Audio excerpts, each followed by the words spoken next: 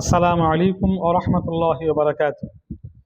যদি কেউ চায় তার ঘরে চোর না আসুক, আর চোর কখনো জীবনে আসলেও কোনো কিছু যাতে নিতে না পারে, তাহলে সেই ব্যক্তি এই আমলটি করবে। প্রতিদিন ঘুমানোর পূর্বে ইয়া রকিবু ইয়া রকিবু ইয়া রকিবু সাতবার সাতবার পরে ঘরে ফু দিবে। ঘরে পরে সাতবার পরে ঘরের মধ্যে ফু দিবে। সেই ঘরে চোর আসবে না, কখনো চোর আসলেও কখনো কোনো কিছু নিতে পারবে না। কত সহজ আমল! যদি কোনো ব্যক্তি চায় তার ঘরে চুরি কখনো চুরি না হোক, চোর ঢুকতে না পারো, কারণ চোর ঢুকলেও কোনো কিছু যাতে যাতে নিতে না পারে, তাহলে ঘুমানোর পূর্বে এই সাতবার ইয়া রকিবু ইয়া রকিবু ইয়া রকিবু এই নামটা সাতবার পরে ঘরে ফুঁক দিবে।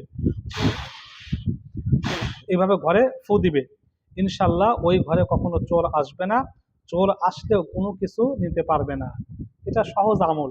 আমরা এখন শহরে নিচতলায় যারা থাকে, মোবাইল চুরি হয় জানলা দিয়ে, বা গ্রামগঞ্জে অনেক চোরের উপদ্রব বেড়ে গিয়েছে।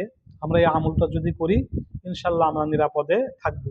তবে এই আমল করলাম আবার দরজা খোলা রাখলাম, বিষয়টা এমন না। আগে সতর্ক থাকতে হবে, তারপর আল্লাহর প্রতি তাওয়াক্কুল করতে হবে।